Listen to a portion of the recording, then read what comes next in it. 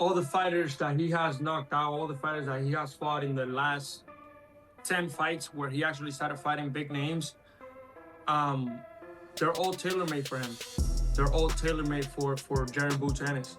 None of those fighters fight like me. None of those fighters have even the style or come close to the style that I bring to the table. Xander or Boots? Xander or Boots? No, Xander. ¿Por qué? Xander, primeramente puertorriqueño, es boricua como yo, y aparte que ese boricua, y con mucho orgullo lo digo, es el campeón fuerte, el campeón que tiene mucha fortaleza, mucha condición física, y sé que con su experiencia, que ya llegó a ser campeón, ya tuvo la primera defensa, I think Xander Zayas is a naturally bigger fighter. He's going to be, very confident, have the confidence of youth on his side. The fact he's going to have a big Puerto Rican fan base right there in New York. But Boots is special. Boots is elite, and he's, that close to cracking pound for pound because he has pound for pound ability. He just needs pound for pound opponents to actually face and champions. And a young unified. I like them both. Yeah, I really like how Xander is handling all this. He's down to fight whoever, whenever. And he's already 23 years old. He's already a unified champion, and I like that about him. He's not afraid to get his feet wet in this division. So, but Boots, Boots is a tremendous fighter, very skilled as well. I'm gonna go with. Tough one. I'm gonna go. Xander, he's real good at one thing I always liked about Xander. He's real good at sticking to the game plan. Like he listens very well in the corner. You know what I mean? To instructions that's given to him. He's always in dog shape, and he's somebody that, he has a lot of... Xander Zayas will defend his spotless, unbeaten ledger and unified junior middleweight championships against Jaron Boots Ennis at Barclays Center in Brooklyn.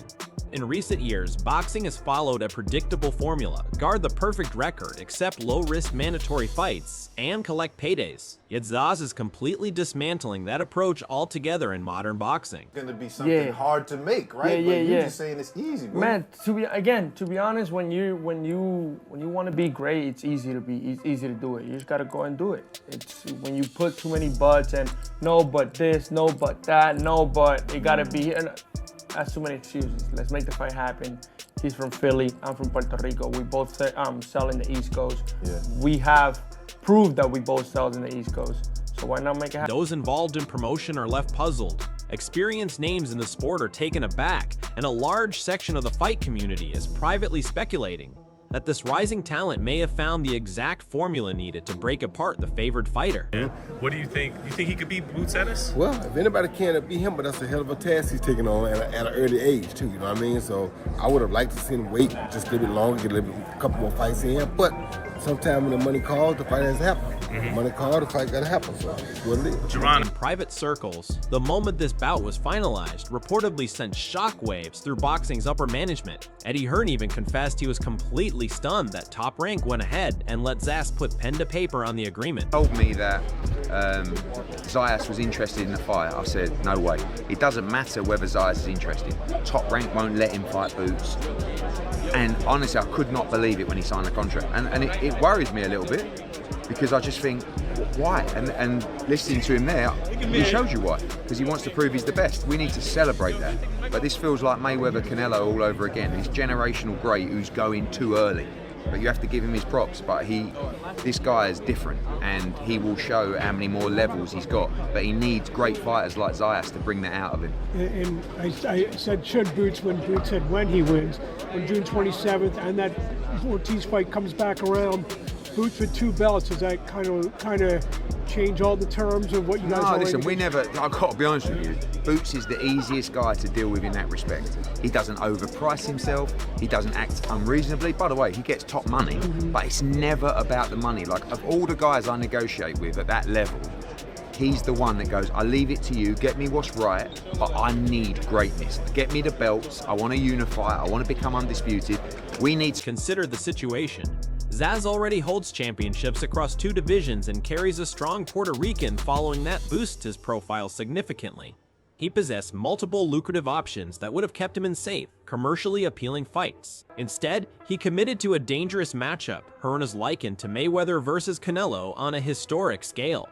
This represents a fighter willingly stepping into the deepest possible waters.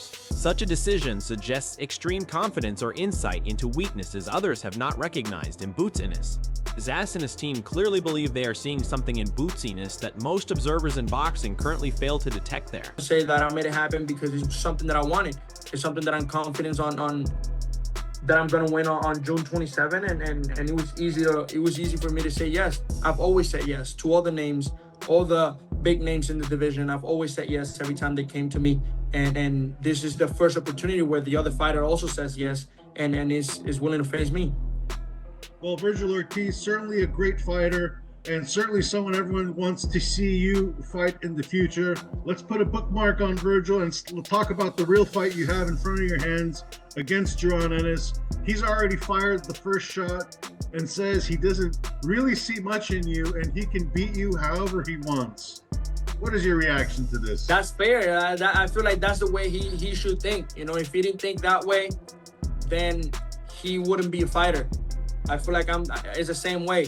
I'm gonna rip his heart out. I'm gonna take him. I'm gonna take him to somewhere he's never been. You know, he's gonna feel uncomfortable. He's gonna be uncomfortable when it comes to fight night. It's easy to face guys that you're bigger than them, you're more athletic than them. But when you're facing a guy that is as big as you, that is as athletic as you, that is as composed, as smart as you. A key part of that overlooked game plan is tied to a simple physical truth that few are addressing. Jaron Ennis may be a devastating force at welterweight, but stepping up to 154 pounds carries a harsh cost. Veteran trainer Robert Garcia has already issued a clear warning, noting that Ennis has not yet experienced the kind of heavy impact delivered by a fully sized, rehydrated junior middleweight. Xander Zayas is not just a typical fighter at 154. He is a naturally large man for the weight class, almost operating on the edge of middleweight size.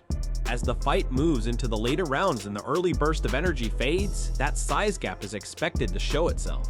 Ennis is walking into unfamiliar territory, and Zayas looks ready to pull him into deep waters where natural strength and physical presence become impossible to disguise. And Xander, you know, it's right. I mean, it's credit to Xander, right? Taking on a guy that I'm sure most people told him not to, but he is a unified champ. You gotta fight the guys. And look, and I wouldn't be surprised if he pulls it off.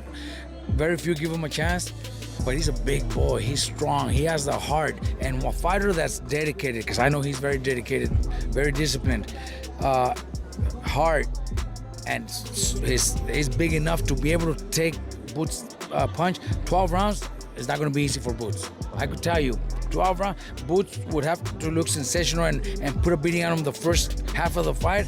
But I think if it goes later, I think Boots is in trouble because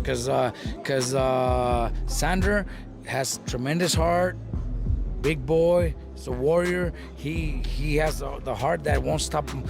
He won't back up. I think he has a chance. Honestly, I do.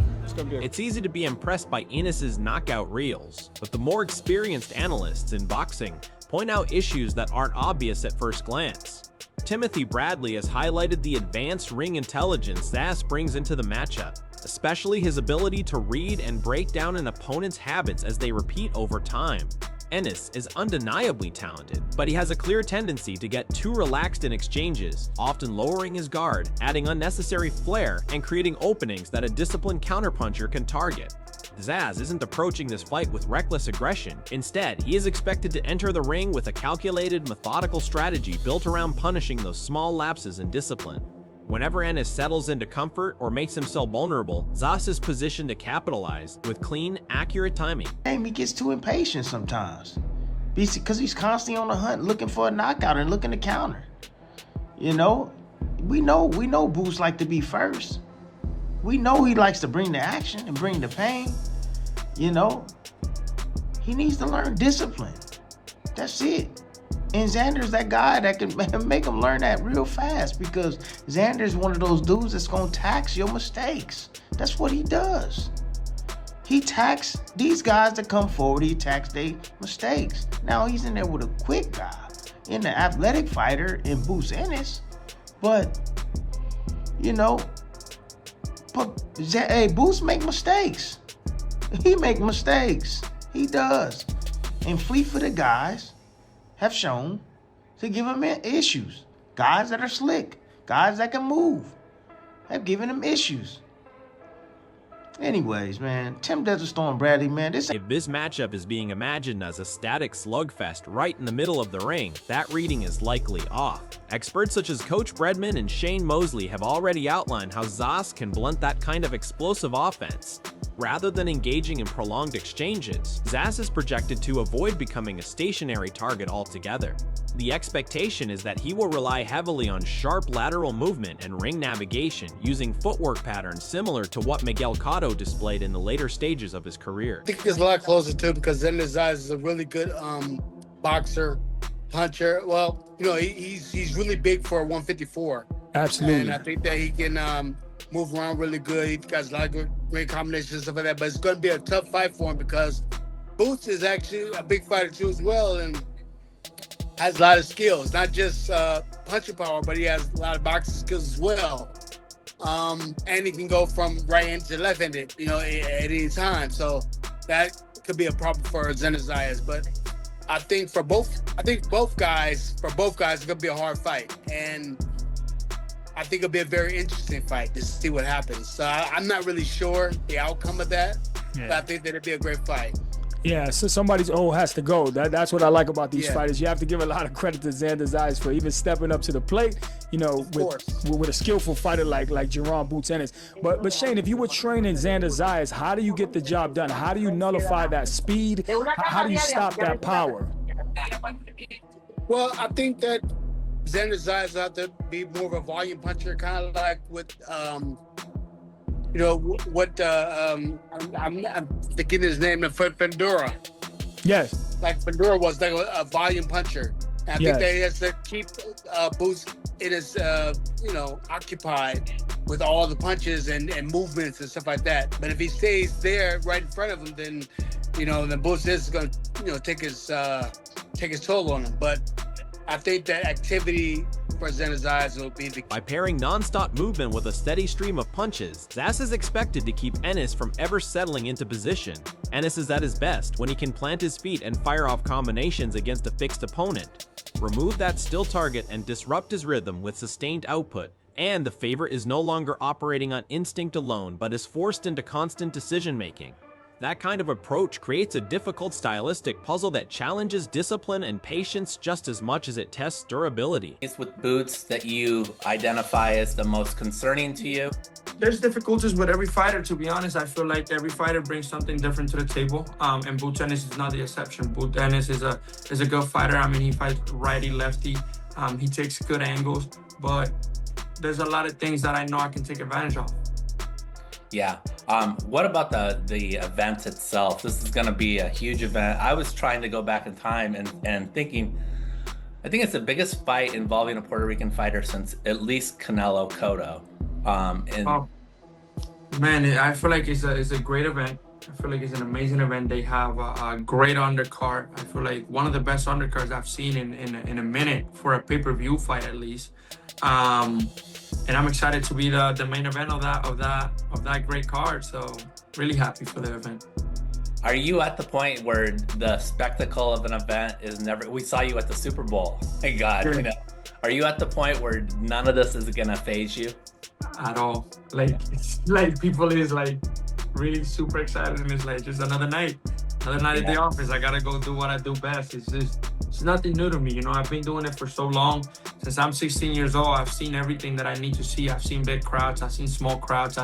I've seen the first couple people getting to the venue. I've seen the venue all packed out. I mean, there's nothing new. I've been swing bouts before. I know what to expect. I know it's gonna be electric. I know people is gonna show up and show out. They're gonna show love, and I'm... Zayas isn't only trying to impose himself physically, he is also applying pressure on a mental level. He has openly suggested that Ennis's recent run of stoppages came against opponents effectively built for highlight finishes fighters who were smaller, straightforward, and tended to walk directly into danger. In contrast, Zayas brings comparable size, elite athletic ability, and movement patterns that Ennis has not yet had to solve in his career. His strength lies in his timing and ability to dictate distance, transforming the ring into a controlled environment where every step can lead into a counter or a trap rather than open exchanges. Some tough rounds with Boots back in Philly. They're saying that fight with Xander might be really happening in June. What do you think of that fight? What chances do you give Xander based on your experience sparring and getting rounds in with Jaron? I mean, I think it's going to be a way better fight than people is giving it. You know what I mean? I think, you know, Xander kind of a big dude too. Yeah. You know, Boots is real strong as well, so yeah, he kind of a big dude. But man, I think it's gonna be a war in my opinion. I think they're gonna bang it out. You ever spar with Xander? Well, he was young. When was this? We was kids. Like this was probably like 2017, like almost 10 years ago. Like I ain't.